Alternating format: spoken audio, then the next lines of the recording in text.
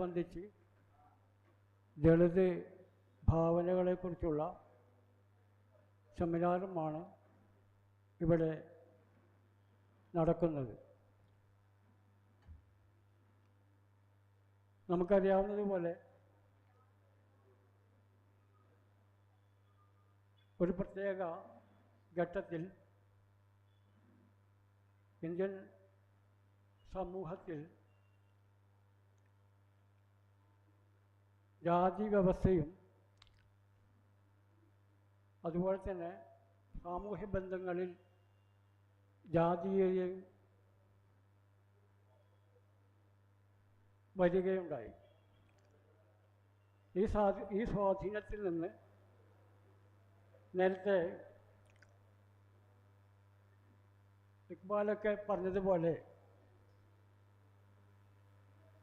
കയ്യിൽ വെളിച്ചവുമായി ചിസ്തി എത്തിയത് ഇവിടെയാണ്.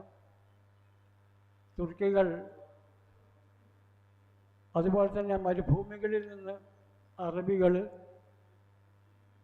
ഇറാനിൽ നിന്ന് ജ്ഞാനകുതുകികൾ എത്തിച്ചേർന്നത്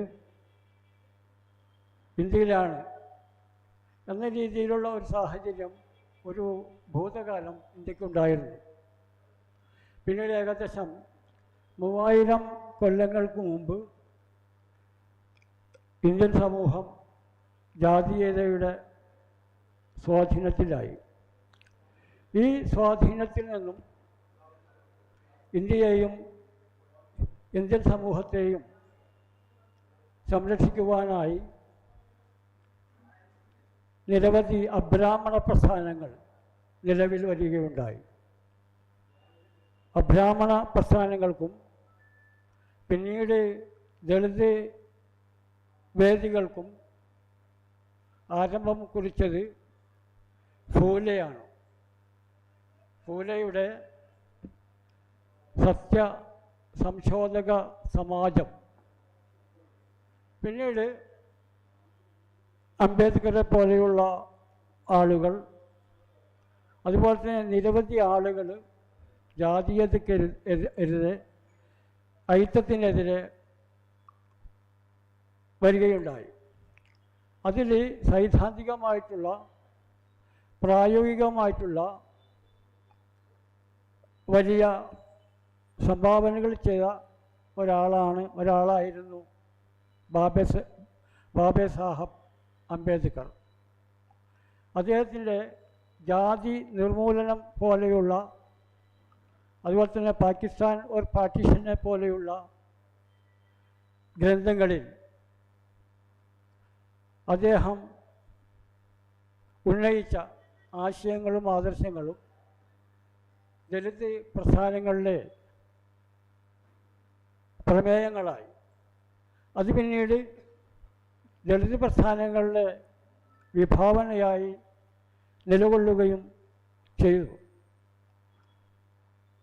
അംബേദ്കർ പറഞ്ഞു വച്ച കാര്യങ്ങൾക്ക് സമകാലിക കാലത്ത്, നമ്മുടെ കാലത്ത് പ്രചരണം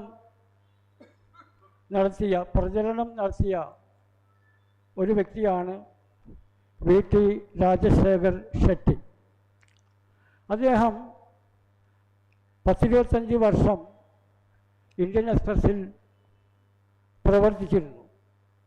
അന്നൊക്കെ അദ്ദേഹം കമ്മ്യൂണിസ്റ്റ്, മാർക്സിസ്റ്റ് സൈദ്ധാന്തികനായിരുന്നു.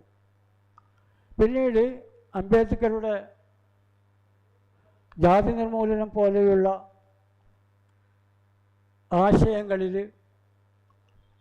ആശയങ്ങളാൽ സ്വാധീനിക്കപ്പെട്ട് അദ്ദേഹം കമ്മ്യൂണിസ്റ്റ് പാർട്ടിയിൽ നിന്ന് ദളിത് പ്രവർത്തനങ്ങളിലേക്ക് വരികയുണ്ടായി. EMSുമായി ആശയ സംവാദം നടക്കുകയും അതുപോലെ തന്നെ ഇന്ത്യയിൽ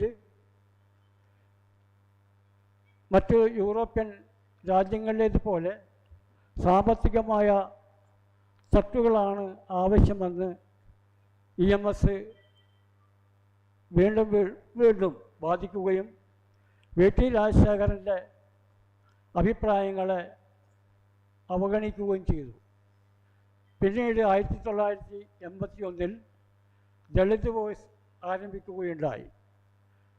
ദളിത് വോയിസ് എന്ന് പറഞ്ഞാൽ എന്നതിന് അദ്ദേഹം അർത്ഥം കൽപ്പിച്ചത് voice of persecuted, voice of nationless, voice of denied എന്നാണ് അദ്ദേഹം ദളിത് വോയിസിനെ പരിചയപ്പെടുത്തിയത്. അദ്ദേഹം നമുക്കെല്ലാവർക്കും അറിയുന്നത് പോലെ നമ്മെ സംബന്ധിച്ചിടത്തോളം വളരെ സുപരിചിതനാണ്.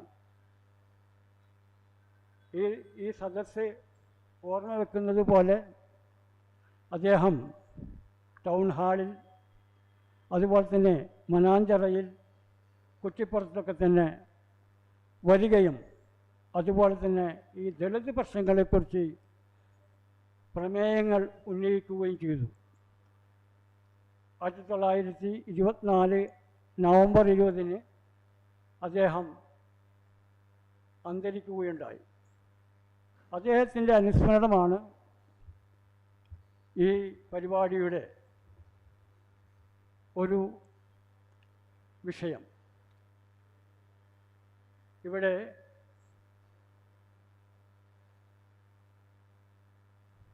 PM ഹാരിസ്,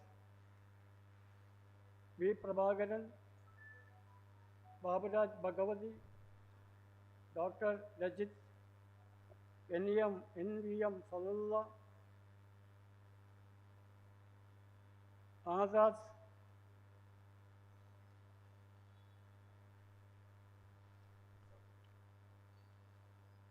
ഔസാഫ് അഹ്സൻ, ഹംസ ചെമ്മാനം, വാസുവേട്ടൻ എന്നിവരാണ് ഈ സദസ്സിനെ അഭിമുഖീകരിക്കുന്നത്. എല്ലാവർക്കും ഹൃദ്യമായ ആശംസകൾ നേരുന്നു, സ്വാഗതം ആശംസിക്കുന്നു. ഈ പരിപാടിയുടെ ഉദ്ഘാടനം നിർവഹിക്കുവാൻ വേണ്ടി PM ഹാരിസിനെ ക്ഷണിച്ചുകൊള്ളുന്നു.